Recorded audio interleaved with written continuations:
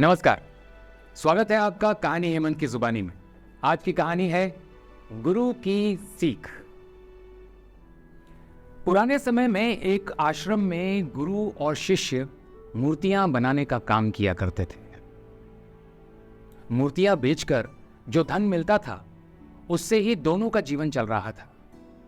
गुरु की वजह से शिष्य बहुत अच्छी मूर्तियां बनाने लगा था और उसकी मूर्तियां ज्यादा कीमत में बिकने लगी थीं। कुछ ही दिनों में शिष्य को इस बात का घमंड होने लगा कि वो ज्यादा अच्छी मूर्तियां बनाने लगा है। लेकिन गुरु उसे रोज यही कहते थे कि बेटा और मन लगाकर काम करो, काम में अभी भी पूरी कुशलता नहीं आई है। ये बातें सुनकर शिष्य को लगता था कि गुरुजी की मूर्तियां मुझसे कम दाम में बिकती हैं, शायद इसलिए ये मुझसे जलते हैं और ऐसी बातें करते हैं।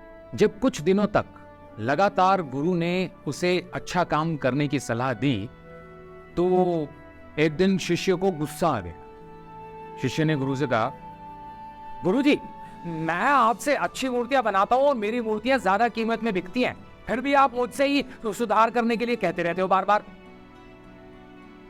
ओहो, गुरु समझ गए कि शिष्य में अहंकार आ गया है, ये मुझ पर ही क्रोधित हो रहा है। उन्होंने शांत स्वर में कहा कि बेटा, जब मैं तुम्हारी उम्र का था तब मेरी मूर्तियां भी मेरे गुरु की मूर्तियों से ज्यादा दाम में बिकती थीं।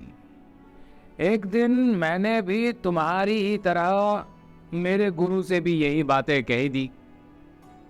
उस दिन के बाद गुरु ने मुझे सलाह देना ही बंद कर दिया और मेरी कला का विकास नहीं हो पाया।